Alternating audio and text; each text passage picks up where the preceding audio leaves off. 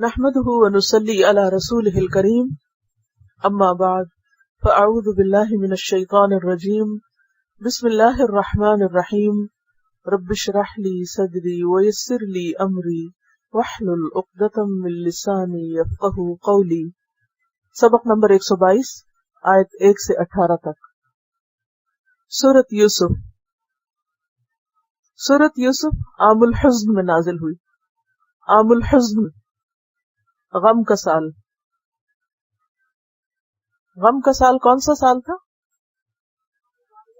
جس سال حضرت خدیجہ رضی اللہ تعالی عنہا اور ابو طالب کی وفات ہوئی تھی۔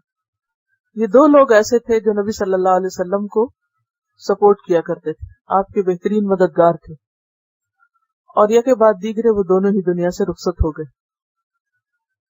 حضرت خدیجہ کی شکل میں ایک بہترین ساتھی سے جدائی ہوئی، اور ابو طالب کی شکل میں قبیلے کے ایک مددگار یا سرپرست کی حیثیت سے آپ تنہا رہ گئے، یعنی اس کی سرپرستی سے تنہا رہ گئے۔ جیسا کہ آپ جانتے ہیں کہ عربوں کے ہاں کوئی ایک نظام حکومت نہیں تھا، لوگ قبیلوں میں رہتے تھے، اور قبیلے کی طاقت ان کے باہم ایک دوسرے کی مدد کرنے اور قبیلے کے سربراہ یا قبیلے کے اکٹھا ہو کر ایک دوسرے کو بچانے کی شکل میں، ان کے سروائیول کی شکل یہ تھی کہ وہ ایک دوسرے کو مددگار بنے، ہاں وہ آپس میں کسی بات پر ایک سوچ رکھتے ہوں یا نہ رکھتے ہوں، لیکن ان کے اتحاد کے لیے ایک بات کافی تھی کہ وہ ایک قبیلے سے تعلق رکھتے ہیں۔ مکی صورت ہے، 111 آیات ہیں اور 12 رکوع ہیں۔ تو آئیے دیکھتے ہیں کہ سورت میں اللہ سبحانہ و تعالیٰ کیا فرماتے ہیں۔ بسم اللہ الرحمن الرحیم۔ الف لام را تلک آیات الکتاب المبین۔ الف لام را حروف مقطعات ہیں۔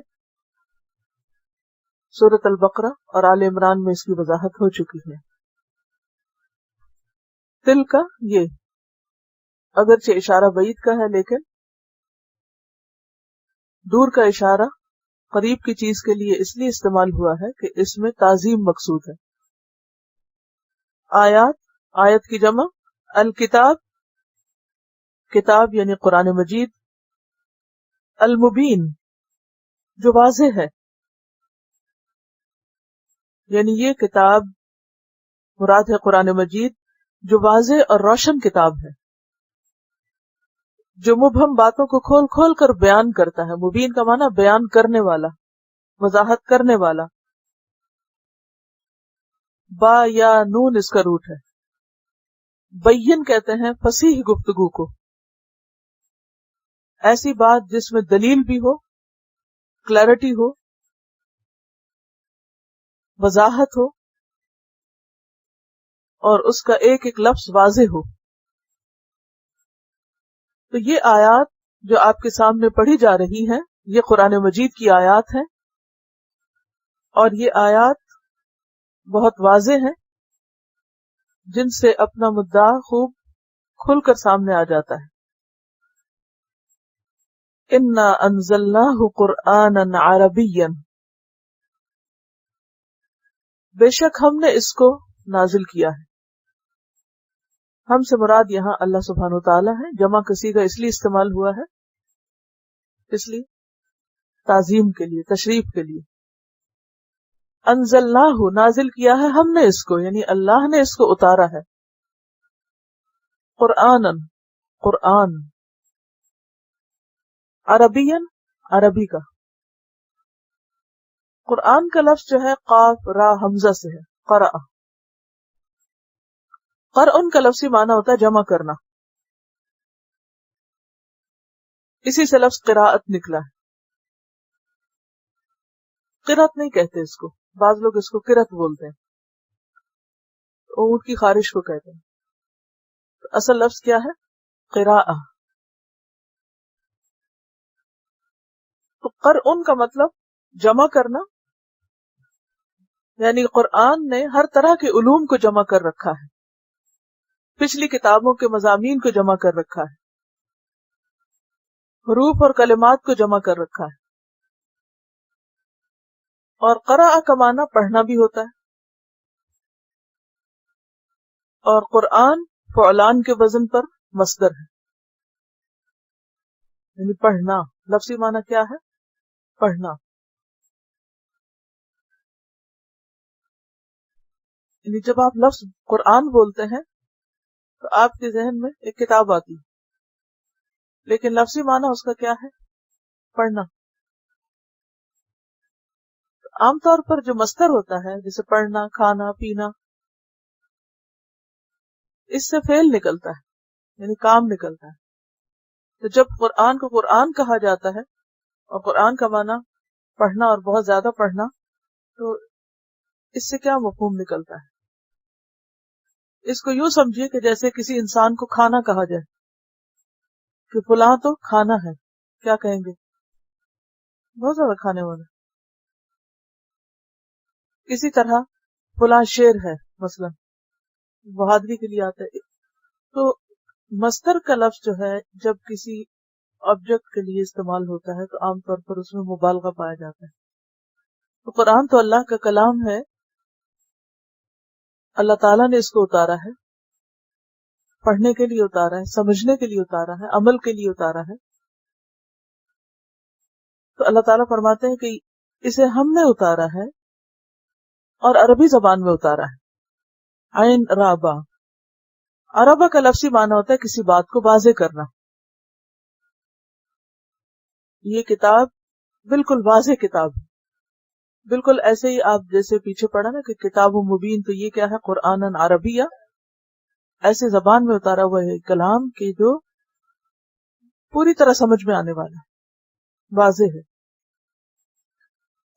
تو عربی یعنی قرآن کی نسبت عربی کی طرف کی گئی کیونکہ عربی زبان جو ہے وہ دیگر زبانوں کی بنسبت زیادہ فصیح اور وسیع زبان ہے. اس میں وسعت بھی زیادہ ہے اور فصاحت بھی زیادہ ہے، کلیرٹی بھی بہت ہے. اور اس اعتبار سے بھی کہ وہ عربی زبان جو ہے وہ انسانی جذبات کی صحیح ادائیگی کے لیے اپنے اندر الفاظ رکھتی، جبکہ باقی زبانوں میں ایسا نہیں ہے. اللہ کی یہ کتاب سب کتابوں سے افضل ہے. جتنی بھی اللہ نے کتابیں اتاری ہیں، تورات، انجیل، زبور وغیرہ، ان سب کے مقابلے میں قرآن کیا ہے؟ افضل الکتب، اشرف الکتب ہے. دیگر زبانیں بھی اللہ ہی کی بنائی ہوئی زبانیں، لیکن اللہ نے عربی کو ان سب پر فوقیت دی. جیسے دیگر کتابیں بھی اللہ کی بھیجی ہوئی کتابیں، لیکن قرآن کو اللہ نے اہمیت دی، فوقیت دی، ان سب سے اوپر رکھا. تو اشرف اللغات میں نازل ہوا. دیگر پیغمبر بھی اللہ کے بھیجے ہوئے پیغمبر تھے، لیکن محمد صلی اللہ علیہ وسلم کو اللہ تعالیٰ نے سب رسولوں پر فوقیت عطا کی. لہذا یہ کتاب یعنی قرآن مجید اشرف الرسل پر اترا، رسولوں میں جو سب سے بلند مقام رکھتے تھے. سب فرشتے اللہ ہی کے پیدا کیے ہوں، لیکن اللہ نے خود جبریل علیہ السلام کو فوقیت عطا کی، اور وہ کیا ہے؟ اشرف الملائکہ. ان کے ذریعے کتاب کو بھیجا، اس کلام کو بھیجا. ساری زمین اللہ کی ہے، لیکن مکہ کو اللہ نے فضیلت عطا کی. ام القرا کہا ہے اس کو خود قرآن میں. اشرف ترین زمین کا ٹکڑا، وہ بہترین ٹکڑا، حالانکہ باقی بھی زمین اللہ ہی کی ہے. تو مکہ کو تمام زمینوں پر، تمام دنیا پر فضیلت حاصل ہے. اس شہر میں اس کو اتارا گیا. سارے مہینے اللہ ہی کے بنائے ہوئے، لیکن جس مہینے میں قرآن اتارا، رمضان، وہ تمام مہینوں سے افضل مہینہ ہے. شہر رمضان الذی انزل فیہ القرآن. سارے انسان اللہ کی مخلوق ہے اور ساری امتیں اللہ ہی کی پیدا کی ہوئی ہیں، لیکن امت محمد صلی اللہ علیہ وسلم کو کنتم خیر امت کہا گیا. تو سب سے پہلے خیر امت کی طرف یہ کتاب بھیجی گئی. ساری راتیں اللہ ہی کی بنائی ہوئی ہیں، لیکن جس رات میں یہ کتاب نازل کی گئی اس رات کو لیلۃ القدر کہا گیا. انا انزلناہ فی لیلۃ القدر. اب اس سے آپ سوچ لیجئے کہ جس کتاب کے ہر رخ کے ساتھ فضیلت ہے، اس کتاب کو پڑھنے والے اور پڑھانے والے اور اس کو یاد کرنے والے اور اس سے محبت کرنے والے اور اس کی خدمت کرنے والے اور اسے ساری دنیا تک پہنچانے والے کیا اللہ کے محبوب ترین نہ ہوں گے؟ اسی لیے نبی صلی اللہ علیہ وسلم نے فرمایا خیرکم من تعلم القرآن وعلمہ، تم میں سے بہترین ہے وہ لوگ جو قرآن سیکھیں اور اس کی تعلیم دیں۔ لیکن آج ہمارے ہاں کیا واقعی قرآن کا طالب علم اور قرآن کا معلم اپنے اس کام کو ویلیو کرتا ہے کہ وہ ایک بہترین کام کر رہا ہے؟ نہیں۔ خود جس امت کے پاس یہ بھیجی گئی کتاب وہ خود ہی اس کو وہ مقام نہیں دے رہی۔ قرآن پڑھنے والا یا پڑھانے والا کیا سمجھتی ہے ایک فالتو فارغ کام کر رہا ہے، کوئی اتنا اہم کام نہیں۔ اور بہت دفعہ ہم کہتے ہیں اس کی ضرورت ہی کیا ہے، اور اتنا اس پہ وقت لگانے کی اور اتنی اس پر محنت کرنے کی اور اس کے ایک ایک لفظ کو پڑھنے کی۔ اور پھر شیطان بھی بہکاتا ہے، کیونکہ جو لوگ قرآن سے شغف رکھتے ہیں وہ اللہ کے خاص بندے ہوتے ہیں، چنے ہوئے بندے۔ ان للہ اہلینا، کچھ اللہ کے اہل ہوتے ہیں، اللہ کے اہل و عیال ہوتے ہیں، اور وہ کون ہیں؟ وہ قرآن والے ہوتے ہیں۔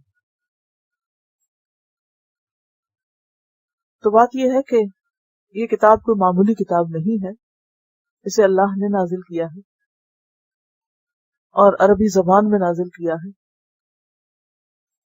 جبکہ دوسری کتابیں اور زبانوں میں نازل ہوئی۔ دنیا میں بہت ساری زبانیں بولی جاتی ہیں، اتنی کہ جن کو انسان شاید شمار بھی نہ کر سکے، اور پھر ایک ایک زبان کے اندر اتنے ڈائلیکٹس اور اتنے سٹائل ہیں کہ خود اس زبان والے بھی بعض اوقات نہیں اس کا احاطہ کر سکتے۔ تو اس میں سے عربی زبان کو چنا جس میں قرآن بھیجا گیا۔ انا انزلناہ قرآنا عربیا، کیوں عربی میں بھیجا؟ لعلکم تعقلون، تاکہ تم سمجھ جاؤ، تمہاری عقل میں آ جائے۔ اگر یہی کتاب کسی اور زبان میں اتاری جاتی تو اس طرح سمجھ نہیں آ سکتی تھی جس طرح عربی زبان نے اس کے مفہوم کو اپنے اندر سمیٹ رکھا ہے، اور اس کی جتنی بھی گہرائی میں چلتے جائیں اس سے اور زیادہ دماغ کھلتا چلا جاتا ہے، باتیں اور زیادہ واضح ہوتی چلی جاتی ہیں، کیونکہ ایک ایک لفظ کے کئی کئی معنی نکلتے ہیں۔ اور ویسے بھی قرآن مجید میں آتا ہے کہ اللہ نزل احسن الحدیث، اللہ نے اتاری بہترین بات، یعنی قرآن مجید، کتاب متشابہ۔ تو ہمارا کیا کام ہے پھر اس قرآن کے ساتھ؟ ہمارا معاملہ کیا ہو؟ کیا کریں قرآن پڑھ کر؟ لعلکم تعقلون، عقل سے کام لیں، اپنی عقل اس میں استعمال کریں، یا اس کو پڑھ کر عقل والے بن جائیں۔ یعنی انسان کے اندر اتنی تھارونیس آ جاتی ہے قرآن پڑھ کر، اس کا دل دماغ روشن ہو جاتا ہے، حقیقتیں کھلنے لگتی ہیں، وہ باتیں سمجھ میں آنے لگتی ہیں جو اس سے پہلے کسی بھی علم کو پڑھ کر نہیں آتی۔ جو گہرائی اور روشنی اس کتاب سے ملتی ہے وہ کسی اور طرح نہیں ملتی۔ تو ہم سب کا فرض بنتا ہے کہ ہم قرآن کے معنی کو سمجھیں، کیونکہ عقل جو ہے وہ سمجھ و دانش کا نام ہے نا، جو صرف الفاظ کے پڑھنے سے نہیں آتی، سمجھنے سے آتی، سمجھ بوجھ سے کام لینے سے آتی۔ تو ہم پر لازم ہے کہ ہم فہم و دانش سے کام لے کر اس کے الفاظ اور الفاظ کے معانی اور ان کی خوبیاں اور اس کی گہرائی میں جا کر بات کو سمجھیں۔ نحن نقص علیک احسن القصص، نحن نقص، ہم بیان کرتے ہیں، علیک، آپ پر، یعنی محمد صلی اللہ علیہ وسلم پر، کیا؟ احسن القصص، بہترین قصہ۔ قصص بھی مصدر ہے، لفظی معنی ہوتا ہے کسی چیز کے پیچھے لگنا، کیونکہ قصہ کہانی ایسی چیز ہوتی ہے کہ جس سے ہمارا انٹرسٹ برقرار رہتا ہے۔ اکثر لوگ جب اور کوئی بات کی جائے، فلسفیانہ بات کی جائے، تو عموماً اپنے مائنڈ کو بلاک کر لیتے ہیں اور تھوڑی سی سمجھتے ہیں اور تھوڑی نہیں سمجھتے۔ لیکن جب کہانی کی بات ہوتی ہے، جب کوئی سٹوری ہوتی ہے، تو پھر انسان ہر چیز چھوڑ کر پوری طرح متوجہ ہو جاتا ہے۔ اسی لیے عام طور پر دیکھا گیا کہ وہ اسپیکر زیادہ کامیاب ہوتے ہیں جو لوگوں کو زیادہ سٹوریز سناتے ہیں۔ اس سے کیا ہوتا ہے کہ اٹینشن ان کی برقرار رکھتے ہیں۔ ہر چیز اپنی حد میں اچھی ہے۔ قرآن مجید میں مختلف طرح سے انسانوں کو سمجھایا گیا. کہیں کائنات کی آیات کا ذکر ہے، غور و فکر کی دعوت دی گئی، آیات کونیہ. کہیں تبشیر اور انذار ہے. تبشیر کا مطلب خوشخبری دینا اور انذار کا مطلب ڈرانا، ڈراوے کی باتیں. کہیں تاریخ ہے پچھلے اقوام کی، اور کہیں قصص بھی ہے. لیکن سارا قرآن قصہ نہیں ہے. اس لیے ایک اچھا معلم وہ ہوتا ہے کہ جو ان سب چیزوں کو ساتھ لے کر چلے، صرف کہانیاں سنانے پر ہی اکتفا نہ کرے، کیونکہ اس سے آپ لوگوں کو خوش تو کر سکتے ہیں لیکن ان کے اندر گہری سمجھ بوجھ نہیں پیدا کر سکتے. ہاں، کیونکہ انسان کے اندر جذبات بھی ہیں، عقل بھی ہے، تو کچھ چیزیں انسان کی عقل میں آنے والی ہوتی ہیں، کچھ عقل میں نہیں آتی. وہ صرف جذبات ہی کے ذریعے انسان ان کو سمجھ سکتا ہے، نہیں اس کے جذبات کو وہاں اپروچ کرنے کی ضرورت ہوتی ہے. لیکن اچھی تعلیم وہ نہیں ہوتی جس میں صرف جذبات کو بھرا جائے. اسی لیے آپ دیکھیں گے کہ بعض اوقات کوئی شخص بہت اچھی سپیچ دیتا ہے کہ وقتی طور پر لوگوں کے جذبات خوب ابھر جاتے ہیں، اس کے بعد کیا ہوتا ہے، جب سپیچ ختم ہوتی سارے جذبات واپس ٹھنڈے ہو جاتے ہیں اور لوگ وہیں کے وہیں کھڑے ہوتے ہیں، عمل میں کوئی تبدیلی نہیں آتی. لہذا بہترین تعلیم کیسی ہے؟ جیسے قرآن کی تعلیم ہے کہ اس میں انسان کی عقل کو بھی مخاطب کیا جاتا ہے کہ غور کرو. اور یہاں پر آپ دیکھیے کہ پہلے بتا دیا گیا کہ یہ قصہ اس لیے نہیں سنایا جائے گا کہ جس سے صرف تمہارے جذبات برانگیختہ ہوں، بلکہ اس لیے ہے یہ سب قرآن کہ تم عقل سے کام لو، یعنی جذبات سے آگے بھی جاؤ اور غور و فکر کرو، اس کا انالائز کرو، اس سے سبق لو، عبرت پکڑو، عمل بدلو. کیونکہ قرآن عمل اور کردار میں تبدیلی کے لیے آیا ہے، محض قصہ گوئی کے لیے نہیں آیا. ہم آپ پر بہترین قصہ بیان کر رہے ہیں. بہترین قصہ وہ ہوتا ہے جس کے الفاظ بھی اچھے ہوں، اسلوب بھی اچھا ہو، یعنی اسٹائل، اس میں حکمت کی باتیں بھی ہوں، عبرت کی باتیں بھی ہوں، مختلف نشانیاں بھی ہوں، جس میں ایمان کے لیے غذا بھی ہو اور روح کے لیے لذت اور حلاوت بھی ہو، اور جس میں انسانی جذبات کا بھی لحاظ اور پاس رکھا جائے. یہ ساری چیزیں انسانوں کے قصوں میں نہیں ہوا کرتی. آپ نے دیکھا ہوگا کہ قصے کہانیوں کی بہت سی کتابیں، اور ہر دور اور ہر سوسائٹی کے اندر اور ہر زبان کے اندر آپ کو بہت سے قصے کہانیاں ملیں گی. کچھ لوگ کہانیاں ہوتی ہیں، ٹریڈیشنل قصے ہوتے ہیں، ہر سوسائٹی کے اندر ان کی وراثت میں ملتے جاتے ہیں، ہر جنریشن اگلی جنریشن کو کہانیاں سنا دیتی، اور پھر وہ قصے اس طرح نسل در نسل چلتے رہتے ہیں. کچھ ہر دور میں نئے نئے رائٹرز آتے ہیں اور سٹوری ٹیلرز ہوتے ہیں. اسلامی تاریخ میں بھی بہت سے قصاص اور وعاظ رہے ہیں کہ جو لوگوں کو عموماً نصیحت کرتے تھے قصے سنا سنا کر. تو بات یہ ہے کہ قرآن کا یہ قصہ عام قصوں سے بہت مختلف ہے، کیونکہ اس میں ہر چیز کے اندر ایک بیلنس پایا جاتا ہے. اچھا، عموماً وہ قصے زیادہ خوبصورت لگتے ہیں لوگوں کو جو جھوٹے ہوتے ہیں، فیری ٹیلز وغیرہ اور فینٹیسی فکشن. اب فکشن کا کیا معنی ہے؟ Not real, fictitious. پتہ ہے کہ جھوٹ ہے، اس کے باوجود لوگ اسے پڑھ پڑھ کے خوش ہو رہے ہوتے ہیں.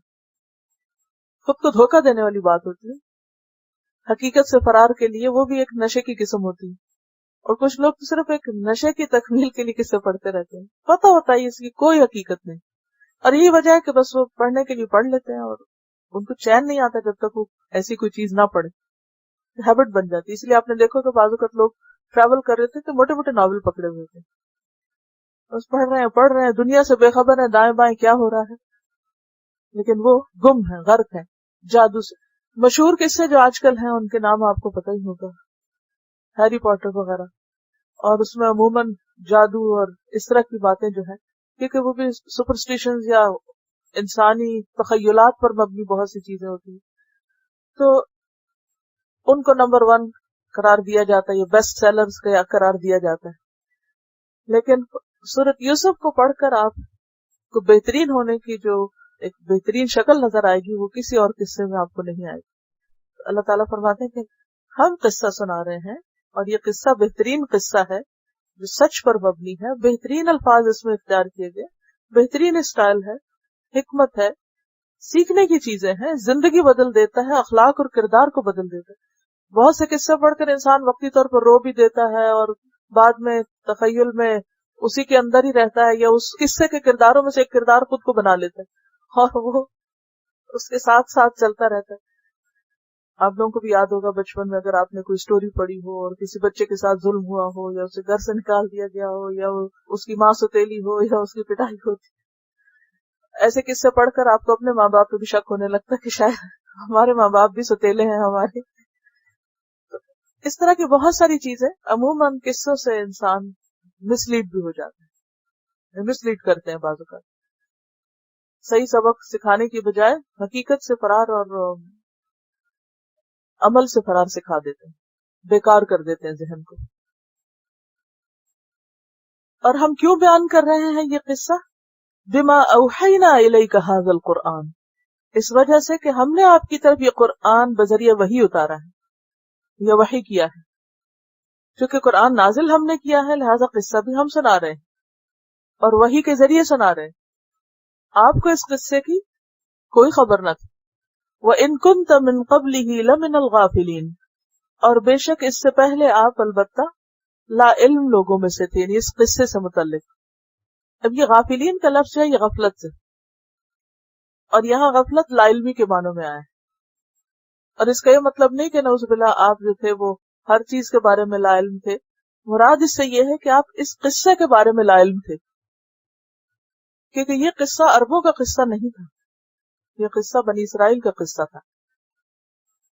تو عرب تاجر جب اپنے تجارتی سفروں میں مختلف لوگوں سے ملتے تو اسی طرح بعض عربوں نے یہودیوں سے اس قصے کو سنا اور اس کے بعض حصے سنے، تو ان کے ذہن میں حضرت یوسف کا نام تھا، تو واپس آ کر انہوں نے نبی صلی اللہ علیہ وسلم سے سوال کیا کہ کیا آپ یوسف کے قصے کے بارے میں کچھ جانتے ہیں؟ اگرچہ انہوں نے یہ سوال تمسخر کے انداز میں کیا تھا، آپ کو جج کرنے کے لیے کیا تھا کہ بھلا دیکھتے ہیں آپ کتنے سچے نبی ہیں، آپ کو پتا ہے یا نہیں پتا، آپ کو دنیا کی تاریخ کا کچھ علم ہے یا نہیں، لیکن اللہ سبحانہ وتعالیٰ نے قصے کو اس انداز میں بیان کیا کہ وہ قصہ خود انہی پہ چسپاں ہو گیا۔ تو آگے ہم دیکھیں گے کہ کس طرح قصہ یہاں سے شروع ہوتا ہے۔ اذ قال یوسف لأبیہ، جب یوسف علیہ السلام نے اپنے والد سے کہا، یعقوب علیہ السلام، یا ابتی، اے میرے ابا جان، ابتی پیار سے کہنے کا لفظ، یا ابتی ویسے تو ہوتا ہے نا یا ابی، تو یا کی بجائے تا اضافت کے لیے یا کو ہٹا دیا گیا، لاڈ سے کہہ رہے ہیں، انی رأیت 11 کوکبا، بے شک میں نے 11 ستارے دیکھے، 11 10 کوکب ستارے، میں نے 11 ستارے دیکھے، والشمس اور سورج، والقمر اور چاند، رأیتہم میں نے دیکھا ہے ان کو، لی ساجدین کہ وہ میرے لیے سجدہ کر رہے ہیں، میرے آگے جھکے ہوئے ہیں۔ تو یوسف علیہ السلام حضرت یعقوب کے بیٹے تھے، ان کا زمانہ 19ویں صدی قبل مسیح کا ہے، یعنی عیسیٰ علیہ السلام سے تقریباً 1800 سال پہلے آئے۔ آپ اور آپ کے والدین جب یہ قصہ شروع ہوا اس وقت فلسطین میں رہتے تھے، موجودہ فلسطین میں، کنعان کے علاقے میں۔ ان کے ایک اور بھائی تھے بنیامین، یہ دونوں بھائی ایک ماں سے تھے، جبکہ باقی بھائی دوسری ماں سے تھے۔ کل 12 بھائی تھے، یوسف، بنیامین اور باقی 10۔ تو اذ قال یوسف لأبیہ، جب یوسف نے اپنے باپ سے کہا، یا ابتی اے ابا جان، انی رأیت 11 کوکبا کہ میں نے 11 ستارے دیکھے ہیں، والشمس والقمر رأیتہم لی ساجدین اور سورج اور چاند میرے لیے سجدہ کر رہے ہیں، اور سورج اور چاند سے مراد باپ اور ماں ہے، اور 11 ستاروں سے مراد 11 بھائی ہیں ان کے، اور وہ خواب کیا دیکھتے ہیں کہ وہ میرے آگے بہت احترام سے جھکے ہوئے ہیں۔ خواب 3 طرح کے ہوتے ہیں۔ نمبر 1 دل کی بات، یعنی جو باتیں آپ کے دل میں ہوتی ہیں وہی آپ کو خواب میں نظر آ جاتی ہیں۔ نمبر 2، شیطان کا ڈراوا۔ شیطان جیسے جاگتے ہوئے ہمارے ذہن میں وسوسے ڈالتا رہتا ہے، اسی طرح سوتے ہوئے بھی وہ ہمیں ڈراتا ہے۔ اور نمبر 3، اللہ تعالیٰ کی طرف سے بشارت، خوشخبری۔ عام لوگوں کو تینوں طرح کے خواب آتے ہیں، لیکن پیغمبر کا خواب تیسری قسم کا ہوتا ہے بس۔ کون سا؟ اللہ کی طرف سے بشارت۔ اور یہ جو اللہ کی طرف سے بشارت ہے، اس کے بارے میں حدیث میں آتا ہے، نبی صلی اللہ علیہ وسلم نے فرمایا، الرؤیا الصالحۃ جزء من 46 جزءا من النبوۃ۔ بخاری اور مسلم کی روایت ہے یہ، کہ سچا خواب نبوت کا 46واں حصہ ہے۔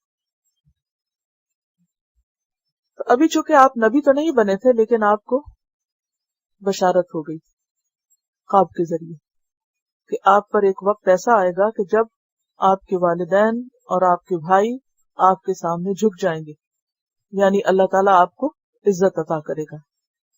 اور یہ تعبیر 40 سال بعد رونما ہوئی، بعض کہتے ہیں 80 سال بعد۔ بہرحال حقیقت میں تو علم اللہ ہی کے پاس ہے، مگر یہ کہ ایک لمبے عرصے کے بعد یہ خواب حقیقی شکل میں آپ کے سامنے آیا، جب انہوں نے اپنے والدین کو اپنے ساتھ تخت پر بٹھا لیا تھا، اور اس وقت ان کے بھائی ان کے سامنے جھکے ہوئے تھے، جس کا ذکر اسی سورت کی آیت نمبر 100 میں آتا ہے، 100۔ وَخَرُّوا لَهُ سُجَّدًا، وہ اس کے آگے سجدہ کرتے ہوئے جھک گئے، گر پڑے۔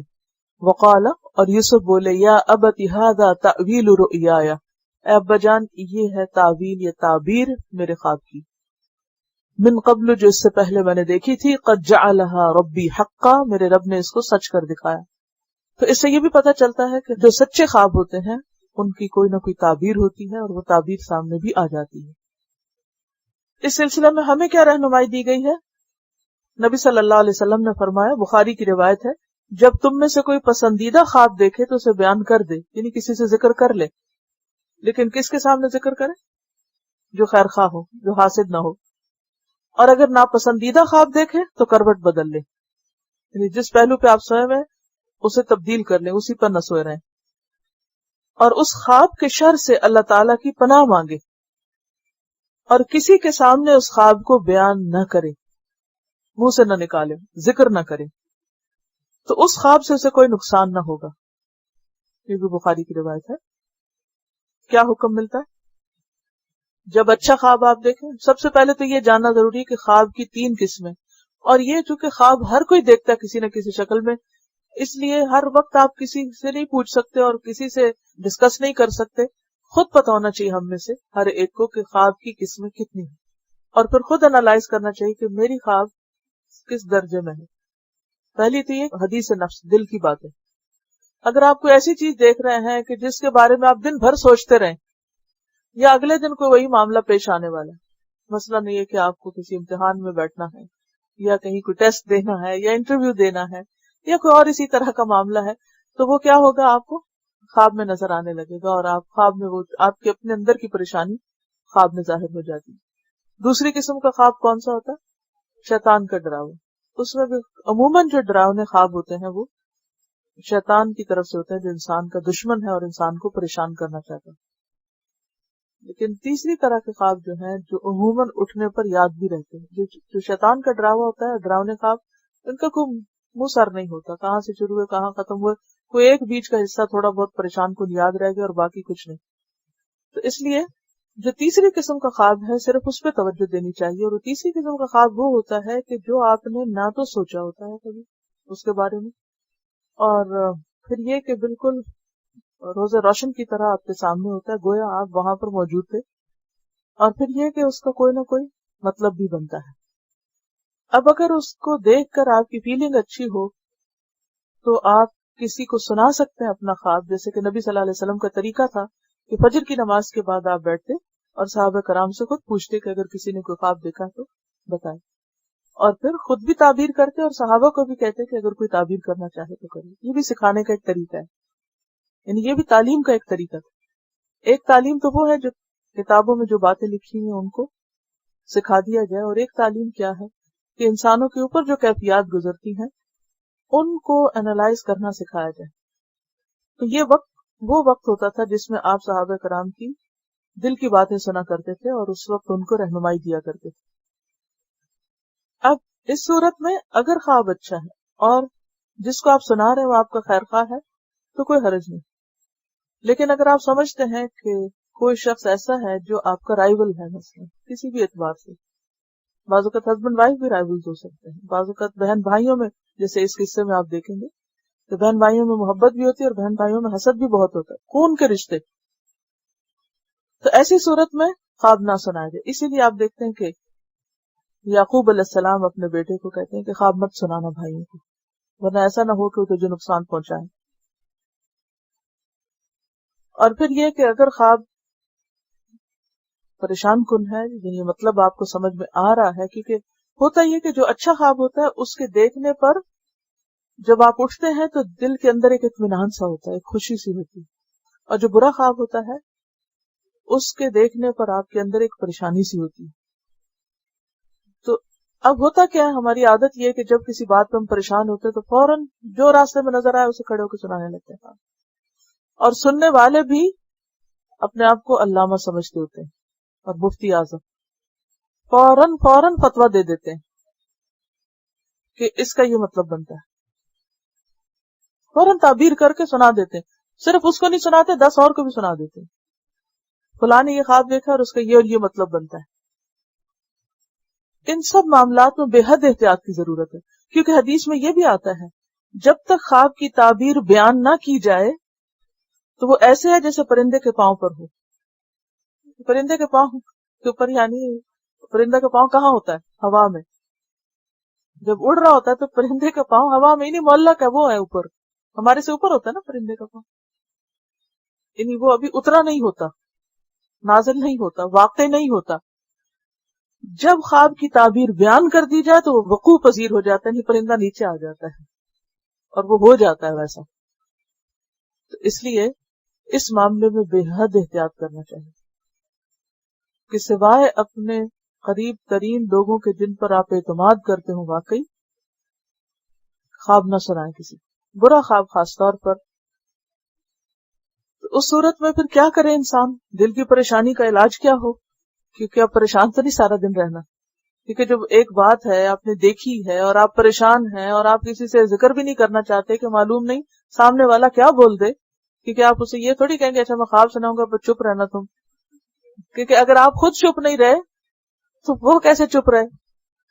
تو ایسی صورت میں آپ پھر اللہ کی طرف رجوع کریں اور دعا پڑھیں.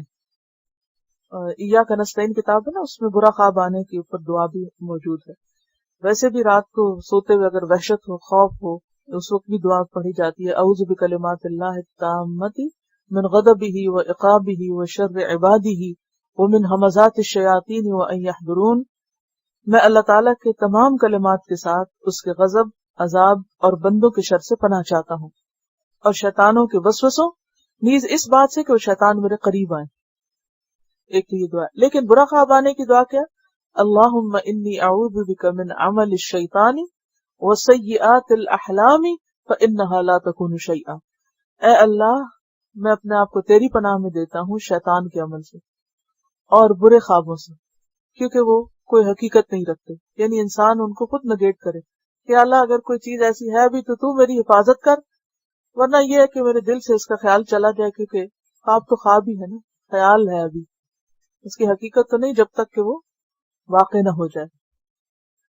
اسی طرح ایک اور دعا بھی ہے، اعوذ بکلمات اللہ التامات التی لا یجاوزہن بر ولا فاجر من شر ما ينزل من السماء وما يعرج فيها ومن شر ما ذرأ في الارض وما يخرج منها ومن شر فتن الليل وفتن النهار ومن شر طوارق الليل والنهار الا طارقا يطرق بخير یا رحمان.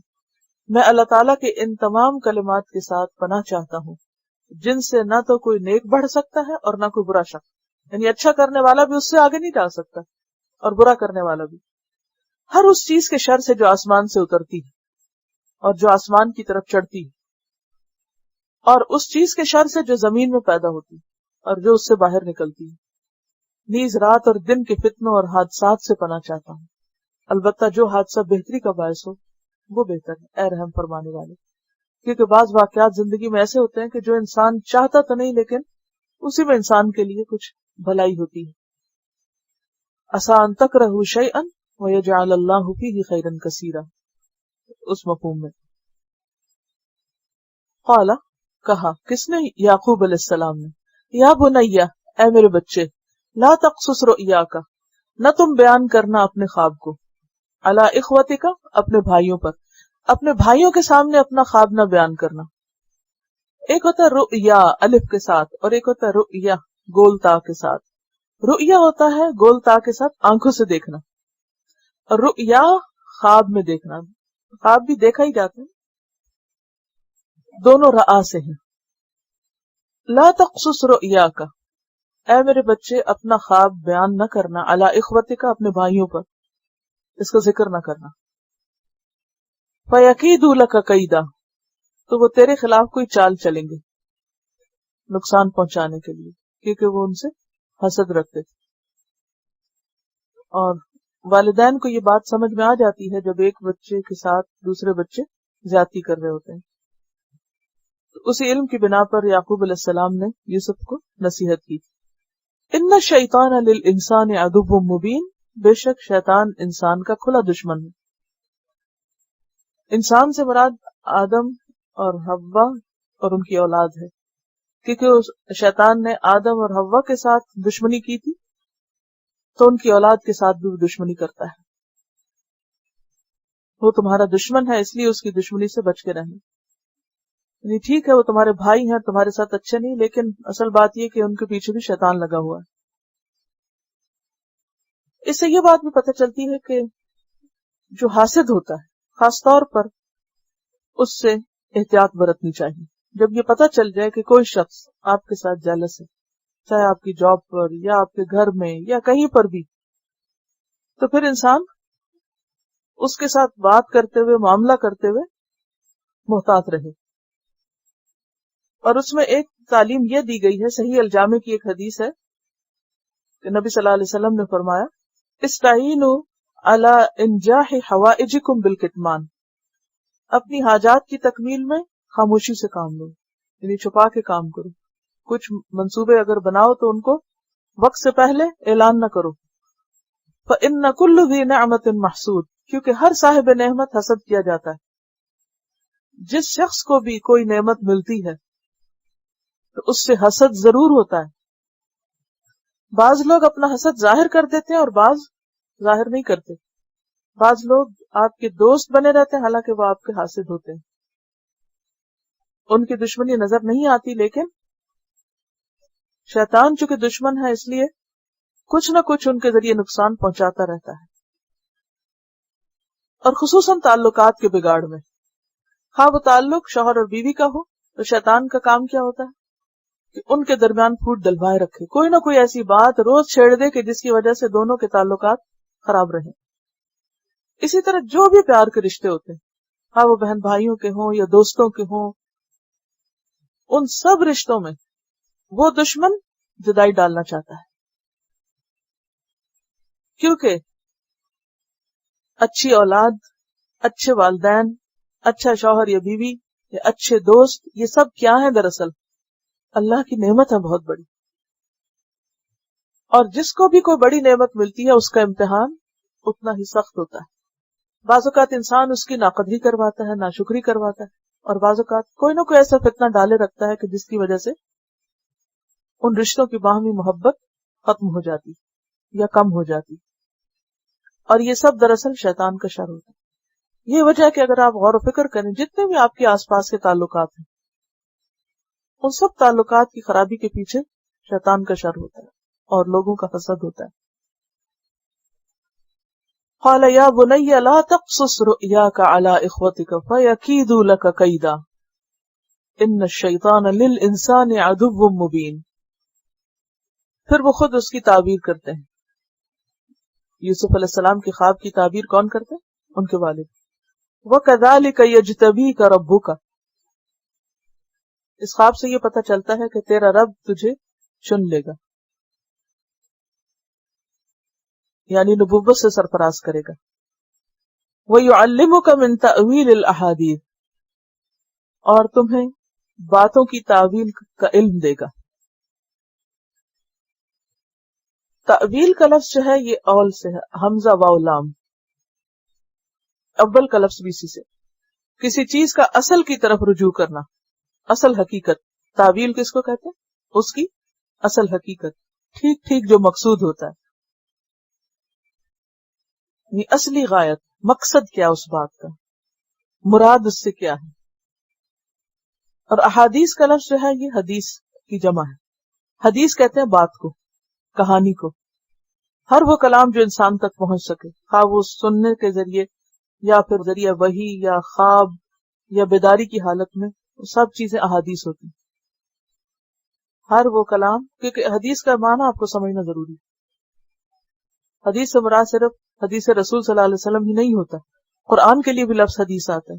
اللہ نزل احسن الحدیث، اللہ نے سب سے بہترین بات اتاری ہے. تو حدیث سے مراد کیا ہے؟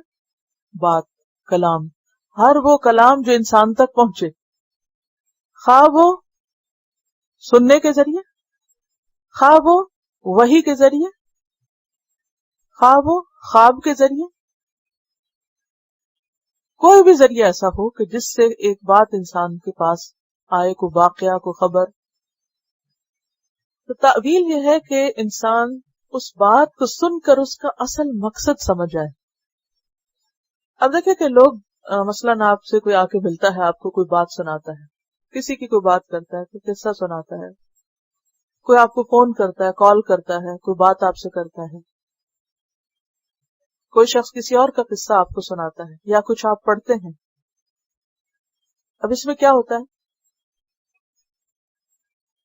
کبھی تو آپ بات سنانے والے کا مطلوب اور مقصود جان لیتے ہیں، اور کبھی آپ کو نہیں سمجھ آتی کہ اس نے بات کیوں کہی، اپنی کم علمی کی وجہ.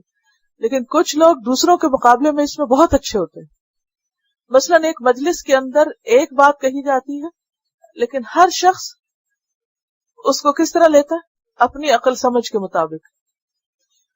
کچھ لوگوں کی عقل گہری ہوتی ہے، سمجھ یعنی تھورو ہوتے ہیں، وہ بات کی تہہ تک پہنچ جاتے ہیں کہ کہنے والے نے بات کہی کیوں ہے، کس مقصد سے کہی، اور یہاں اس بات کے کہنے کا کیا مطلب، اور اس وقت اس کو کہنے سے کیا مراد اور مطلوب ہے، اور اس انداز میں کیوں کہا گیا. جبکہ دوسروں کو کچھ سمجھ نہیں آتی، کہ وہ سمجھتے بس چند الفاظ سے جو دہرائے گئے اور بات ختم. اور اس میں صحابہ کرام کے بیچ بہت سارے واقعات ہیں. مثلا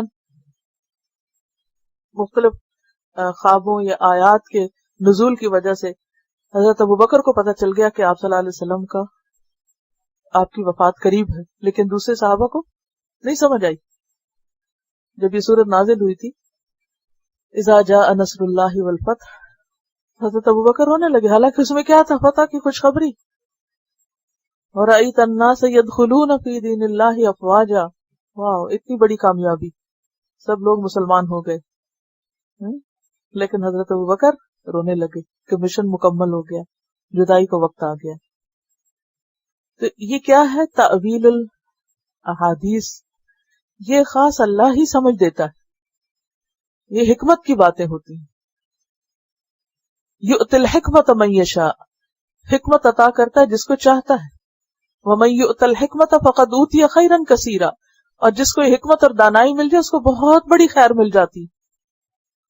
اور بعض اوقات آپ نے دیکھا ہوگا کہ جن لوگوں کو ایسی سمجھ ملی ہوتی ہے، اگر اس کو ڈائریکشن نہ ملے تو ان کی زندگی میزریبل بھی ہو جاتی ہے، کیونکہ وہ اوپر کی سطح سے نیچے چیزوں کو دیکھ رہے ہوتے ہیں، ظاہر سے باطن کی طرف جا رہے. تو غیب کا علم نہیں ہوتا، اسے مکس نہ کیجیے. مثلا حضرت ابو ہریرہ رضی اللہ تعالیٰ عنہ ایک دفعہ بہت شدید ان کو بھوک لگی، تو وہ کھڑے ہو گئے کہیں، اور انہوں نے حضرت ابو بکر سے کچھ پوچھا، حضرت عمر سے کچھ پوچھا، لیکن کسی نے ان کی بات نہ سمجھی. تو اتنے میں حضور صلی اللہ علیہ وسلم گزرے، ان سے بھی انہوں نے وہی بات پوچھی، وہ کوئی مسئلہ پوچھ رہے تھے. تو ان کو فوراً سمجھ آ گئی. تو ان کہا کہ تمہیں بھوک لگی، آؤ میرے ساتھ. اب یہ دوسروں کو کیوں نہیں سمجھ آتی، جو کچھ لوگوں کو سمجھ آ جاتی ہے کہ دوسرا کیا چاہ رہا ہے. انٹرسٹ کی بات بھی ہوتی ہے، کچھ لوگوں میں انٹرسٹ زیادہ ہوتا ہے، کچھ کو نہیں ہوتا. کچھ لوگ انسانوں کے زیادہ خیر خواہ ہوتے ہیں، تو ان کی اس خوبی کی وجہ سے ان کو اور زیادہ حکمت عطا کر دیتا ہے.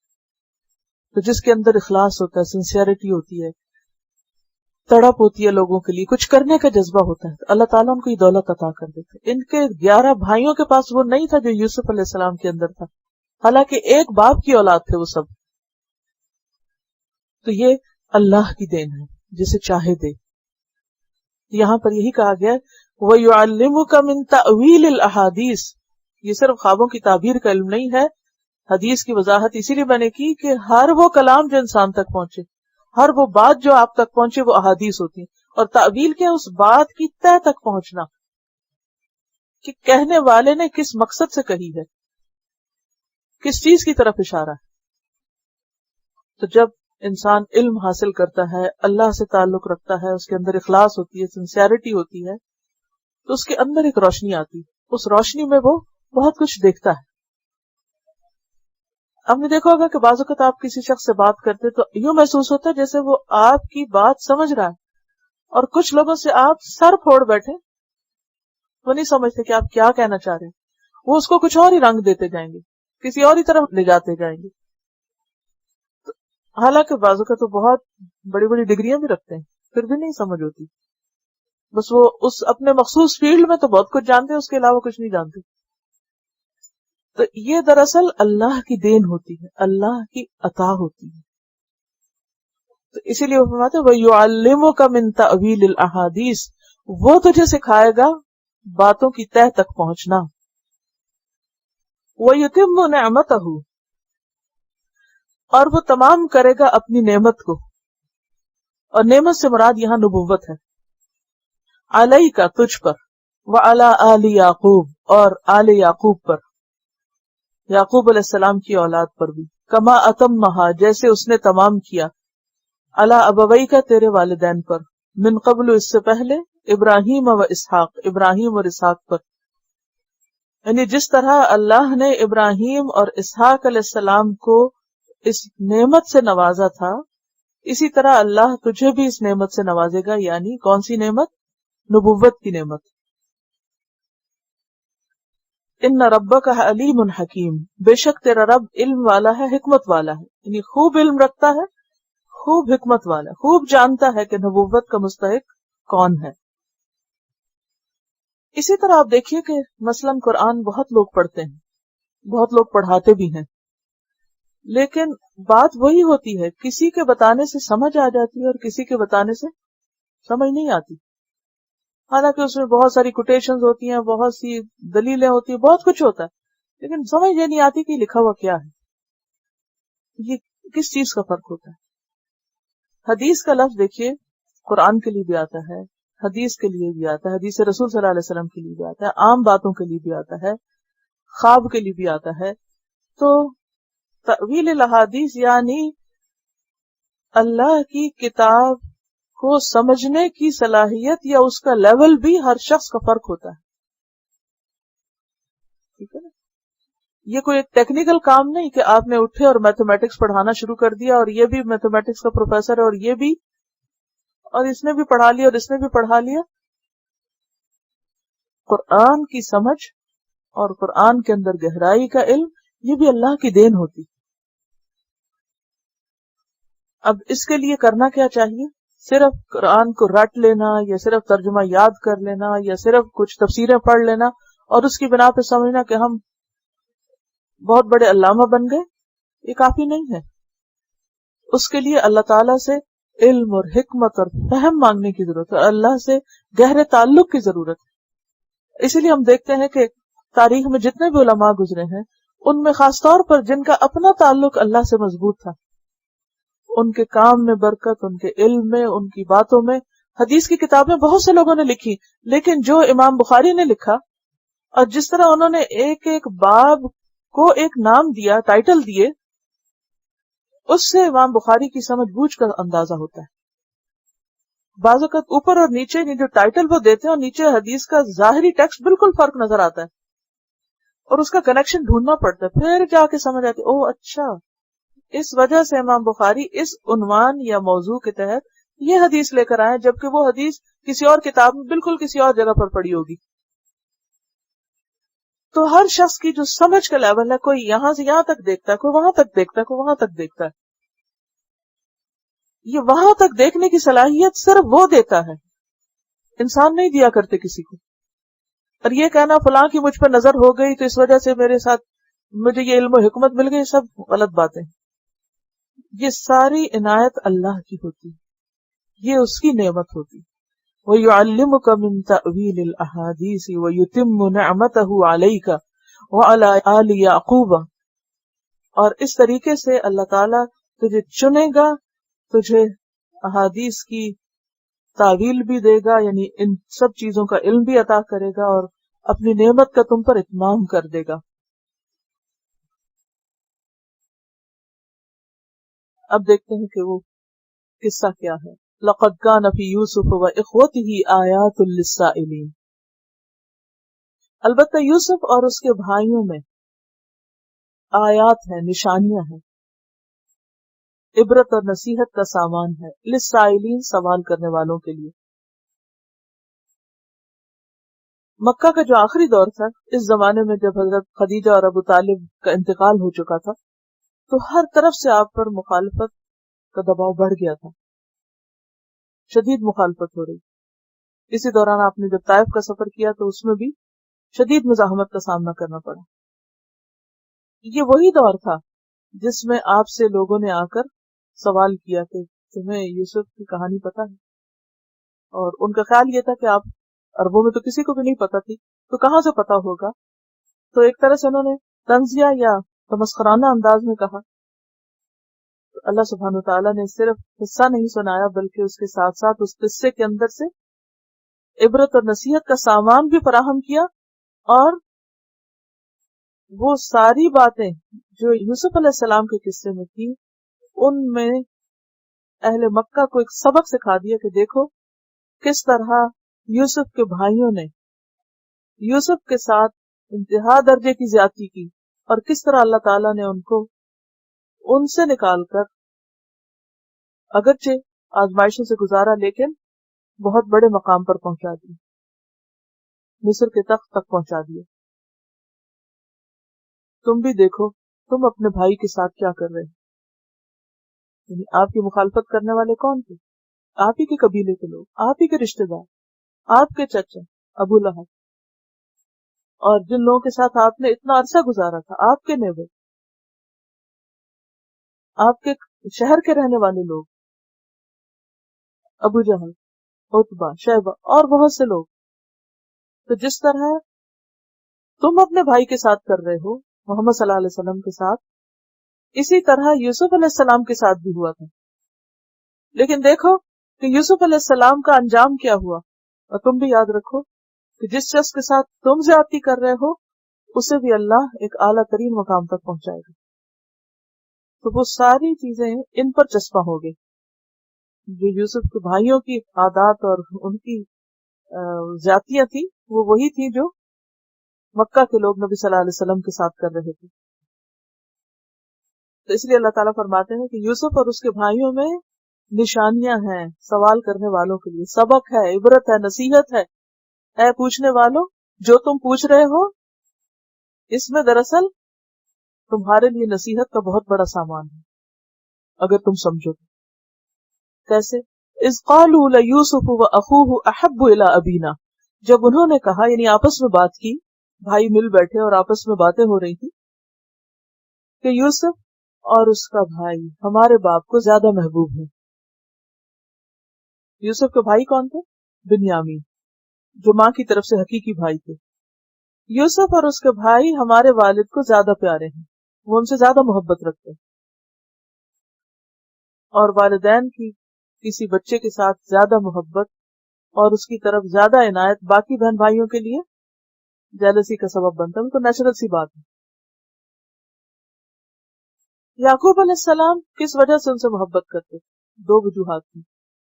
ایک تو ان کا اخلاق اور کردار اور ان کی اپنے والد کے ساتھ جو خصوصی عزت اور احترام کا تعلق تھا، اور دوسری یہ کہ جسمانی اعتبار سے بھی خوبصورت تھی باقی سارے بھائیوں کے مقابلے میں.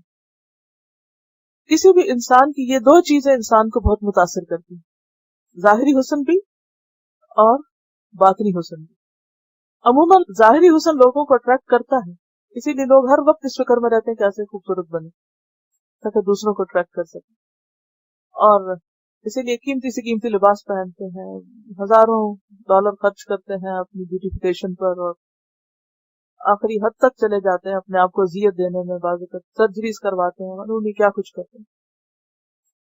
تو ظاہری حسن جو ہے یہ انسان کی ویکنس ہوتی ہے، اور ہر انسان کا اپنا ایک کرائٹیریا ہوتا ہے، کسی کو کوئی چیز اٹریکٹ کرتی، کسی کو کوئی، ویری نیچرل۔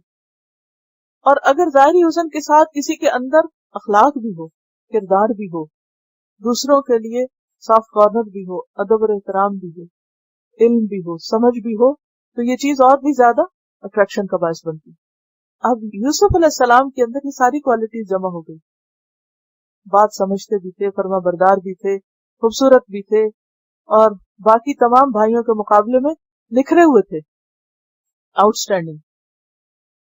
تو یہ بات بھائیوں کو بہت کھلتی تھی، بجائے اس کے کہ تم بھی کوئی اچھے کام کرو، تم بھی اپنے اخلاق کو بہتر بناؤ، وہ پیچھے پڑ گئے کہ کیوں، why Yusuf so beloved to his father وَأَخُوهُ أَحَبُّ إِلَىٰ أَبِينَا مِنَّا، ہم سے بڑھ کر اس سے پیار کرتے ہیں، وَنَحْنُ عُصْبَةٌ، اور ان کو بس فخر تھا اپنی جماعت ہونے کا، اور ہم ایک پورا جتھا ہے، ہم 10 ہیں، اور باپ کی توجہ 10 کو چھوڑ کر ان 2 پہ جاتی، اور ان 2 میں سے بھی خاص طور پر یوسف کی طرف۔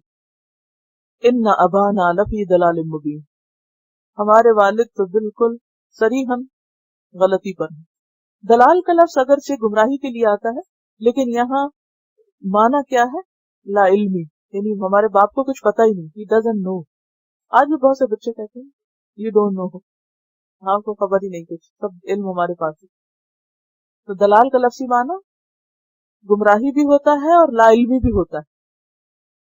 غیر المغضوب علیہم ولا الضالین، اگر آپ کو سورۃ الفاتحہ کی تفسیر یاد ہو تو اس وقت میں نے آپ کو بتایا تھا کہ ضالین وہ ہیں جن کے پاس نہ علم ہے نہ عمل۔ تو ضال کا معنی لا علم ہونا۔ نبی صلی اللہ علیہ وسلم کے لیے قرآن مجید میں جو لفظ آتا ہے وَوَجَدَكَ ضَالًّا فَهَدَىٰ، تو یہاں کیا مطلب ہے کہ نعوذ باللہ گمراہ تھے؟ گمراہ نہیں، لفظی معنی یہاں کیا ہے؟ لا علم تھے۔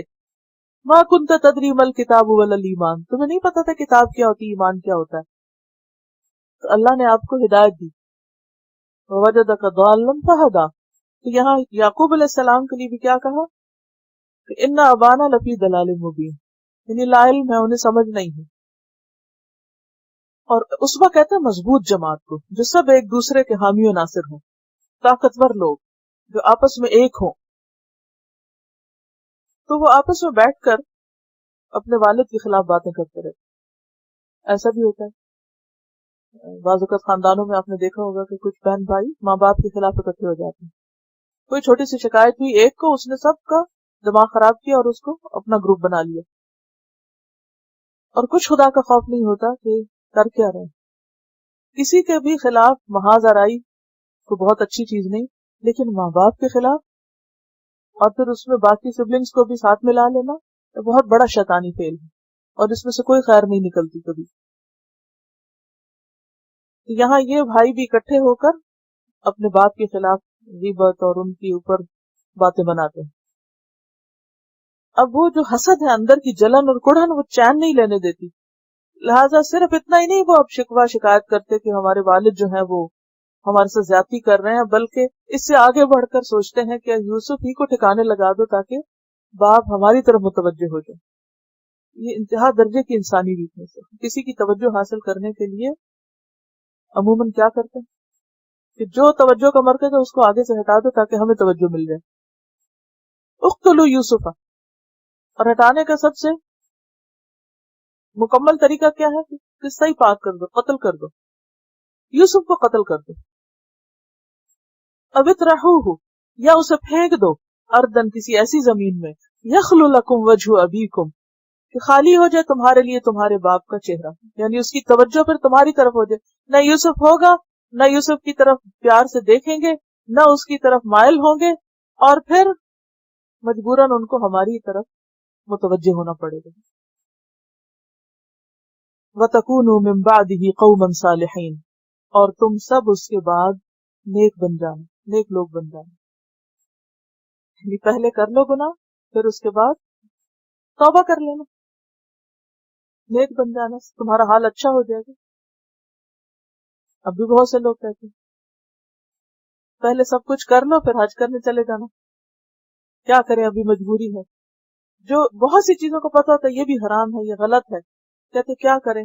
نفس کی تعویلیں اس چیز کو خوبصورت بنائے رکھتی ہیں اور انسان ٹال مٹول کرتا رہتا ہے. تو سوچتا ہے کہ اچھا یہ ہو جائے پھر یہ ہو جائے پھر اس کے بعد کیا کروں گا میں, حج کر لوں گا توبہ کر لوں گا اور سب کچھ معاملہ صاف ہو جائے گا.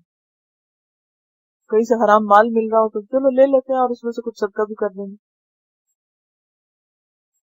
قال قائل منهم, تو ان میں سے ایک کہنے والے نے کہا جاتا ہے کہ وہ بڑا بھائی تھا جس کا نام یہوذا بتایا جاتا ہے یا یہودا, بعض نے روبیل بھی کہا. بہرحال نام کوئی بھی ہو, اللہ تعالیٰ نے قصے کی وہ تفصیلات نہیں بتائی جن میں عام طور پر لوگوں کو انٹرسٹ ہوتا ہے, تاکہ لوگوں کی توجہ مقصد اور معنی پہ رہے نہ کہ لوگوں پر, تو توجہ ہٹ جاتی ہے. قال قائل منهم, کہنے والے نے کہا ان میں سے, لا تقتلوا یوسف, یوسف کو قتل نہ کرو یعنی جان سے نہ مارو. وَأَلْقُوهُ فِي غَيَابَةِ الْجُبِّ, اور ڈال دو اس کو گہرے کنویں میں. غیابت, غیابت جو ہے نشیبی زمین پر جو گہرائی ہوتی ہے یا گڑھے کی شکل میں جو چیز ہوتی ہے اس کے لیے آتا ہے. اور یہاں مراد اندھیرا گہرا کنواں ہے, جب کچے کنویں کو کہتے ہیں. تو غیابت الجب کو آپ ترجمہ کر سکتے ہیں گہرا کنواں. گھنے جنگل کے لیے بھی لفظ آتا ہے غابہ, تاریکی کے لیے, قبر کے لیے.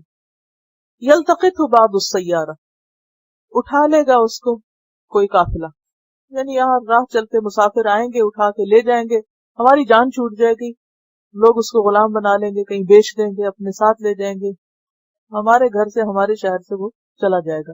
لہٰذا مارو نہیں, بس پھینک دو کہیں. یعنی گویا قتل کی بجائے یہ دوسرا طریقہ ان کو بتایا گیا. ان کنتم فاعلین, اگر تم کچھ کرنے والے ہو, اگر کرنا ہی ہے تو یہ کر لو, بڑا گناہ نہ کرو, چھوٹا کر لو. قالوا یا ابانا, اب انہوں نے پلاٹنگ کی, پلاننگ کی کہ کس طرح یوسف علیہ السلام کو ان کے والد سے جدا کیا جائے اور انہیں بہلا پھسلا کے کہیں دور لے جایا جائے. اب یہ سارے جو کہ ایک جتھا ہے سب حاضر ہوتے ہیں باپ کے پاس, کہتے ہیں ابا جان ما لک لا تأمنا علی یوسف, کیا بات ہے کہ آپ یوسف کے بارے میں ہم پر ٹرسٹ نہیں کرتے. یہ بھی بات کرنے کا ایک ایسا انداز ہوتا ہے کہ دوسرے کو گلٹ میں مبتلا کیا جائے اور دوسرے کو شرمندہ کیا جائے, لیٹ ڈاؤن کیا جائے, تاکہ وہ کہے نہیں نہیں نہیں میں تو بہت اعتماد کرتا ہوں. Emotional black mailing. قالوا یا ابانا ما لک لا تأمنا, اے ابا جان کیا ہے آپ کو, آپ یوسف کے بارے میں کبھی ہم پہ بھروسہ کرتے ہی نہیں. وَإِنَّا لَهُ لَنَاصِحُونَ, اور بے شک ہم اس کے بہت خیر خواہ ہیں. اب یہ ان کے دل کے جذبات کے بالکل برعکس بات تھی. دل میں کچھ اور تھا اور زبان پہ کچھ اور. اندر تو حسد کوٹ کوٹ کے بھرا ہوا تھا اور زبان سے کیا کہہ رہے ہیں کہ ہم تو بڑے ہی خیر خواہ ہیں, آپ ہم پہ اعتبار کر کے تو دیکھیں, آپ نے کبھی چھوڑا ہی نہیں اس کو ہمارے ساتھ, آپ کو ہم پر ٹرسٹ ہی نہیں. ارسلہ معنا, اسے ہمارے ساتھ بھیجیے, اسے بھی کبھی کھیلنے دیجیے. غدن, کل ہمارا پروگرام ہے کہیں پکنک پہ جانے کا, تو اسے ہمارے ساتھ کیجیے. یرتع و یلعب, کہ وہ بھی کہیں کھائے پیے کھیلے کودے. یرتع, را تا عین, جانوروں کا چرنا. مراد اس سے خوب جی بھر کے کھانا پینا, اور پھر خصوصاً جب جنگل میں جا کے کچھ کھائے پیے یعنی درختوں سے کوئی پھل وغیرہ توڑ کے, تو اس کے لیے بھی آتا ہے. وہ یلعب, اور کھیلے. تو اس سے یہ پتہ چلتا ہے کہ پکنک کا کانسیپٹ جو ہے کوئی جدید نہیں ہے, بہت قدیم ہے. 19ویں صدی قبل مسیح میں یہ بات ہو رہی ہے, کنعان کے گاؤں میں. ارسلہ معنا غدا یرتع ویلعب وإنا لہ لحافظون, اور آپ فکر نہ کریں بے شک ہم اس کی حفاظت کریں گے, ہم اس کو پوری طرح پروٹیکٹ کریں گے. ہم 10 لوگ ہیں اور آپ دیکھیں تو صحیح ہم اس کو کس طرح اس کا خیال رکھتے ہیں, سب اس کی کیئر کرنے والے ہیں. بات یہ ہے کہ جس نے کچھ کرنا نہیں ہوتا وہ باتیں بہت کرتے ہیں. تو ان کا بھی مقصد اور نظریہ بالکل الٹ تھا, اسی لیے وہ انا لہ لناصحون, انا لہ لحافظون. قال, یعقوب علیہ السلام نے کہا, انی لیحزننی, بے شک مجھے غمگین کرتی ہے یہ بات، انت اذهبوا به، کہ تم اسے لے جاؤ۔ یوسف کی جدائی مجھ پہ گراں گزرتی ہے، تم اسے لے جاؤ، یہ مجھ سے برداشت نہیں ہوتا، کہ میں اسے اپنی نگاہوں سے دور نہیں کرنا چاہتا۔ حزن کا لفظ جو ہے یہ غم کے لیے آتا ہے، اور ایسا غم جو دل کے اندر ایک درد پیدا کر دے، اور وہ درد اور وہ غم کس وجہ سے ہو؟ کسی پیاری چیز کے چھن جانے کی وجہ سے۔ یعنی جب کوئی عزیز ترین چیز چھن جاتی ہے تو اس کی وجہ سے جو انسان کو تکلیف پہنچتی ہے وہ حزن کہلاتا ہے۔ قال انی لیحزننی ان تذهبوا به واخاف ان یاکلہ الذئب، اور میں ڈرتا ہوں کہ اسے کوئی بھیڑیا نہ کھا جائے۔ حزن کے علاوہ ایک خوف بھی ہوتا ہے، خوف مستقبل کا ہوتا ہے، جس میں خدشہ ہوتا ہے انسان کو کسی برے حادثے یا برے واقعے کے پیش آنے کا ڈر۔ حزن کا تعلق ماضی سے ہوتا ہے جبکہ خوف کا تعلق مستقبل سے ہوتا ہے۔ وَأَنْتُمْ عَنْهُ غَافِلُونَ، اور تم اس سے غافل ہو۔ مجھے ڈر لگتا ہے کہ کہیں تمہاری غفلت کی وجہ سے اسے جنگل میں کوئی بھیڑیا نہ کھا جائے، اور ویسے بھی وہ تمہارے ساتھ چلا جائے تو میرے لیے یہ قابل برداشت نہیں۔ حضرت یعقوب نے یہ جو جواب دیا تھا اپنے بیٹوں کو، اس سے پتہ چلتا ہے کہ ان کے اندر بہت فراست تھی، اور حالات کے مطالعے سے انہوں نے اندازہ لگا لیا تھا بھائیوں کی گفتگو سے اور ان کے چال چلن سے اور ان کی نظروں سے اور ان کے طریقوں سے کہ یہ یوسف کو کھیل پہ لے جانے کا معاملہ نہیں، یہ کوئی اور ہی چال ہے۔ اس لیے انہوں نے اپنا کنسرن شو کر دیا۔ قالو، وہ کہنے لگے، لئن اکلہ الذئب، یعنی بچوں نے جواب دیا کہ اگر اس کو بھیڑیے نے کھا لیا، وَنَحْنُ عُصْبَةٌ، حالانکہ ہم ایک پوری طاقتور جماعت ہیں، اِنَّا إِذًا لَخَاسِرُونَ، بے شک ہم تب بہت خسارہ پانے والے۔ یہ تو بڑے نقصان کی بات ہے، وی آر لوزرز، اگر ہمارے ہوتے ہوئے یوسف کو کچھ ہو جائے۔ یہ تو آپ سوچے بھی نہیں، ایسا نہیں ہو سکتا۔ یعنی لفاظی کے ساتھ اپنے آپ کو خیر خواہ ثابت کر رہے ہیں، حالانکہ اصل خیر خواہ کون ہے؟ جو عمل کے اعتبار سے خود کو خیر خواہ ثابت کرے۔ زبان سے آپ جتنی بھی باتیں کر لیں وہ سب الٹ جاتی ہیں اگر عمل اس کے برعکس ہے۔ فَلَمَّا ذَهَبُوا بِهِ، پھر جب وہ اس کو لے گئے، اب وہ ظاہر ہے زیادہ تھے اور اتنا پریشرائز کر رہے تھے، اور ویسے بھی اللہ کی حکمت یہی تھی اور تقدیر میں یہ لکھا تھا کہ ایسا ہونا ہے، تو انسان جتنا بھی سمجھدار ہو، جتنا بھی فورسی کر رہا ہو چیزوں کو، بعض اوقات کچھ چیزیں آؤٹ آف کنٹرول ہو ہی جاتی نہ چاہتے ہوئے بھی۔ تو جب وہ اس کو لے گئے، وہ اجمعوا، اور انہوں نے اتفاق کر لیا، اکٹھے فیصلہ کیا، اجماع کر لیا، باہم طے کر لیا، ان یجعلوہ فی غیابۃ الجب، کہ وہ اس کو اندھیرے کنویں میں ڈال دیں گے۔ تو انہوں نے بالآخر ایسا کر ہی دیا۔ اب یہ آگے تفصیل نہیں لکھی، لیکن اگلی بات سے پہلے یہ بیان کرنا ضروری ہے۔ بات یہ ہے کہ قرآن مجید جو ہے وہ قصے کو تو بیان کرتا ہے مگر قصے کی تفصیلات کو نہیں، کیونکہ قصہ برائے قصہ گوئی نہیں، قصہ برائے عبرت ہے۔ لیکن دوسرے ہسٹوریکل جو سورسز ہیں ان سے یہ بات پتہ چلتی ہے کہ سارے بھائیوں نے مل جل کر یوسف علیہ السلام کو رسی سے باندھ کر کنویں کے اندر لٹکایا، یعنی سب سے پہلے لٹکا دیا، اور ساتھ بدتمیزی بھی کرتے رہے، بری بلی گالیاں بھی دیتے رہے، اور وہ سارے تان و تشنیع کہ تم بڑے لاڈلے تھے اور چہیتے، اور جیسے آپ امیجن کر سکتے ہیں کہ ایک شخص جس کے اوپر انسان کو غصہ ہو، جب اس طرح وہ انسان کے ہاتھ آ جائے یا ہاتھ لگ جائے تو اس کے ساتھ سلوک پھر کیسا کیا جائے۔ کب کی دل میں غم اور غصے اور نفرتیں بھری ہوئی تھی جن کو آج نکالنے کا موقع مل گیا تھا۔ بہرحال اب وہ کہتے ہیں کہ جب ان کو رسی کے ساتھ لٹکایا گیا، جب وہ آدھے رستے میں پہنچے تو اوپر سے رسی پھر کاٹ دی گئی، وہ نیچے گر گئے۔ نیچے کنویں کے اندر پانی بھی تھا اور پتھر بھی تھا، تو جب وہ اتر گئے تو پتھر پر بیٹھ گئے، تو اس طرح وہ ڈوبے نہیں کنویں میں۔ ورنہ تو یہ نا کہ اگر پانی میں اتنی زور سے کسی چیز کو پھینکا جائے اور وہ اندر ڈبکی لگا دے اور پھر وہ گہرا ہو کنواں اور انسان نکل نہ سکے تو ختم بھی ہو جائے، وہیں ڈوب کے مر جائے۔ اب یہ ہے کہ وہ تو کنویں میں پھینک کے تسلی کر کے چلے گئے، لیکن یہاں اللہ سبحانہ وتعالیٰ نے فوراً یوسف علیہ السلام کو ان کا مستقبل دکھا دیا کہ ڈونٹ وری، رنج نہ کرو، غم نہ کرو. وَأَوْحَيْنَا إِلَيْهِ، ہم نے اس کی طرف وحی کی. وہی کہتے ہیں خفیہ اشارے کو. وہی کا لفظی معنی ہوتا ہے خفیہ اشارہ، جو اشارہ کرنے والا جس کو کیا جائے بس وہی سمجھتا ہے. پیغمبر کی طرف یہ اشارہ ہو تو پھر وہ خاص اصطلاحی معنوں میں آتا ہے، وہی کہلاتا ہے. عام انسان کے لیے الہام ہوتا ہے. اور اسی طرح اللہ تعالیٰ نے جو مختلف جانوروں کے اندر کام کرنے کی پروگرامنگ کر رکھی ہے وہ بھی اسی سے تعلق رکھتی ہے. جیسے اوحا ربک الی النحل، تیرے رب نے شہد کی مکھی کی طرف وحی کی.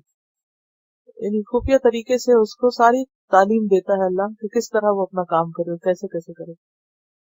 حضرت موسیٰ کی والدہ کے لیے بھی آتا ہے. تو نہ مکی پیغمبر ہے، نہ موسیٰ کی والدہ پیغمبر ہے، اور نہ ہی، اور یہاں مراد کیا ہے؟ خفیہ اشارہ. وہاں اس کے لٹل میننگ میں ہوگا. یوسف علیہ السلام چونکہ ابھی چھوٹے تھے، نبوت تو نہیں ملی تھی، لیکن جس طرح انہوں نے خواب دیکھا تھا پہلے کہ ان کو ایک خاص مقام پر بیٹھے ہوئے ان کے بھائی ان کے آگے، تو اسی طرح جب وہ کنویں میں پھینک دیے گئے تو اس وقت بھی اللہ تعالیٰ نے ان کی طرف وحی کی اور ان کو ان کا آئندہ مستقبل دکھا دیا گیا. وَأَوْحَيْنَا إِلَيْهِ، اور ہم نے آپ کی طرف الہام کر دیا، لَتُنَبِّئَنَّهُمْ بِأَمْرِهِمْ هَذَا، کہ آپ ضرور ان کو ان کے اس معاملے کی حقیقت بتائیں گے. تُنَبِّئَنَّهُمْ یعنی آپ ان بھائیوں کو بتائیں گے کہ انہوں نے آپ کے ساتھ کیا سلوک کیا تھا. اس کا مطلب یہ ہے کہ یو ول سروائیو، آپ زندہ رہیں گے، اور جو کچھ آج آپ کے ساتھ کر رہے ہیں ایک وقت آئے گا جب آپ ان کو ان کے اس کیے ہوئے کے بارے میں خود بتائیں گے کہ دیکھو تم نے میرے ساتھ کیا کیا تھا. وَهُمْ لَا يَشْعُرُونَ، اور وہ شعور نہ رکھتے ہوں گے، یعنی ان کو یاد بھی نہ ہوگا کہ انہوں نے کیا کیا تھا، یا ان کو اس وقت ایک طرح سے بھول چکا ہوگا، یا یہ کہ وہ آپ کو دیکھ کر پہچان نہ سکیں گے کہ تم واقعی وہی ہو. وَهُمْ لَا يَشْعُرُونَ. وَجَاءُوا أَبَاهُمْ عِشَاءً يَبْكُونَ، اور بھائی کو کنویں میں پھینک کر کیا کیا انہوں نے؟ آ گئے اپنے باپ کے پاس رات کی تاریکی میں روتے ہوئے آئے. رات کی تاریکی میں کیوں؟ اس زمانے میں کوئی نہ ٹیوب لائٹس تھی اور نہ ہی بجلی تھی اور نہ ہی کینڈلز تھی. تو عموماً کیا ہوتا تھا کہ جب رات کا اندھیرا ہوتا تھا تو لوگ اندھیرا گہرا ہونے کے فوراً بعد سو جایا کرتے تھے.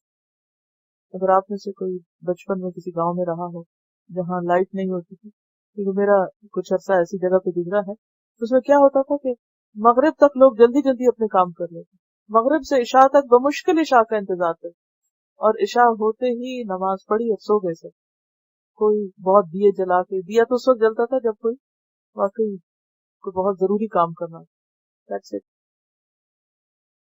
تو وہاں وہ بھی عشاء کے وقت ہے. عشاء کے وقت کیونکہ اندھیرا گہرا ہو جاتا ہے تو ایک دوسرے کی شکل نظر نہیں آتی، تو جو چہرے کے اوپر جو کہانی لکھی ہوتی ہے وہ کوئی دیکھ نہیں سکتا، اور پھر روتے ہوئے آنسو بھی آ رہے ہیں یا نہیں وہ بھی نہیں پتا چلتا. تو وہ جھوٹ موٹ کا رونا روتے ہوئے رات کی تاریکی میں باپ کے پاس واپس آئے اور آ کے کیا کہنے لگے؟ قالوا یا ابانا، اے ابا جان، انا ذهبنا نستبق، ہم ذرا چلے گئے تھے دوڑ لگانے، ہم آپس میں دوڑ لگا رہے تھے. وترکنا یوسف عند متاعنا، اور ہم نے چھوڑ دیا یوسف کو اپنے سامان کے پاس کہ تم ذرا یہ دیکھو ہمارا سامان ہے اور ہم دوڑ لگا کے ابھی آتے ہیں. اور دوڑتے دوڑتے ہم بہت دور چلے گئے، اور جب ہم واپس آئے تو کیا ہوا؟ فأکلہ الذئب، اس کو تو بھیڑیا کھا چکا. وما انت بمؤمن لنا، اور تو ہم پر اعتبار کرنے والا نہیں، آپ ہماری بات نہیں مانیں گے. ولو کنا صادقین، اگرچہ ہم سچے، ہم جانتے ہیں کہ اس حالت میں آپ ہماری تصدیق نہیں کریں گے، کیونکہ اگر ہم آپ کے نزدیک سچے ہوتے تو آپ ہم پہ الزام عائد ہی کیوں کرتے؟ کیونکہ انہوں نے کہا تھا نا کہ مجھے ڈر ہے کہ بھیڑیا نہ کھا دے، تو وہی بات لے لی انہوں نے، اور بھیڑیا کے خلاف آئے. اب ہوا یہی جو آپ کے منہ سے نکلا تھا، تو ایسی باتیں نہیں منہ سے نکالنی چاہیے، وہ ہو گیا نا جو آپ نے کہا تھا، لیکن اب آپ مانیں گے کہاں. وجاءوا علی قمیصہ بدم کذب، حقیقت کیا تھی؟ اور وہ آئے اس کی قمیض لے کر جس پہ جھوٹا خون تھا. جاؤ بے کا مطلب ہے لے کر آئے، یوسف علیہ السلام کی قمیص ساری لے آئے صحیح سلامت، جس پہ جھوٹا خون لگایا تھا، یوسف علیہ السلام کا، بعض کہتے ہیں کہ بکری ذبح کر کے اس کا لگا دیا یا جو بھی۔ یعقوب علیہ السلام یہ سب دیکھ رہے ہیں کہ ہو کیا رہا، اور سمجھ بھی رہے ہیں کہ یہ یوسف کا خون نہیں، یا خون اپنے خون کو نہ پہچانے۔ قال بل سولت لکم انفسکم امرا، کتنی ڈگنیٹی ان کے بات میں، کوئی بلیمنگ نہیں، کچھ نہیں کہا، بلکہ آسان کر دیا تمہارے لیے تمہارے نفس نے اس کام کو، یعنی یہ بات تمہارے نفس یا تمہارے دل کی بنی ہے۔ اتنے بڑے معاملے کو تم نے اتنا معمولی بنا کے پیش کی، یہ تم بات گھڑ کے لائے۔ سولت لکم انفسکم، تمہارے نفسوں نے اس کو آسان کر دیا۔ سین واو لام سول کہتے ہیں نفس کا اس چیز کو مزین کر کے دکھانا جس پر وہ حریص ہو، یعنی جب انسان کو غلط کام کرنا چاہتا ہے تو اگرچہ وہ گناہ کا کام ہو، بہت گندا کام ہو، لیکن وہ جو انسان کی خواہش ہوتی ہے وہ اس گندگی کو بھی خوبصورت بنا دیتی ہے، اس لیے وہ گناہ کا کام آسان ہو جاتا ہے۔ گناہ یا سن جو ہے اپنے نیچر کے اعتبار سے فلتھ، گندگی ہے، بری چیز ہے۔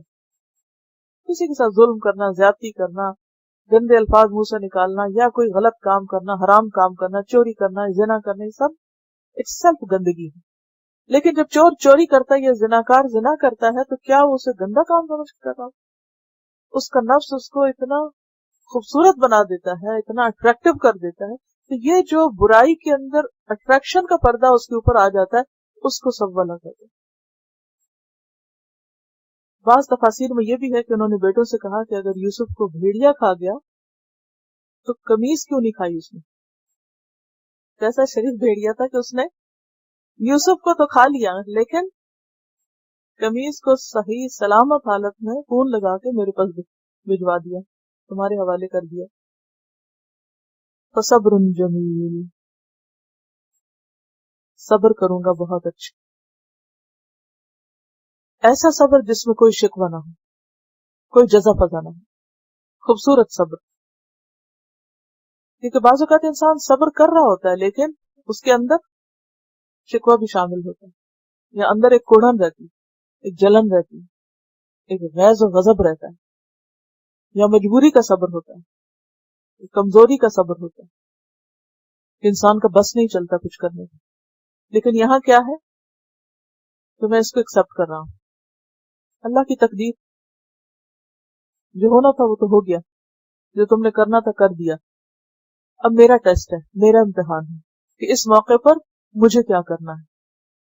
فصبر جمیل واللہ المستعان علی ما تصفون، اور اللہ ہی ہے جس سے مدد چاہی جاتی ہے ان سب باتوں پر جو تم گھڑ رہے ہو، تمہاری ان ساری حرکتوں پر، تم یہ جو باتیں کر رہے ہو، جھوٹ گھڑ لائے ہو، تمہارے اس بیان پر اب میں صرف اللہ سے مدد مانگتا ہوں کہ وہ میری رہنمائی کرے، تم سے مجھے کوئی توقع نہیں۔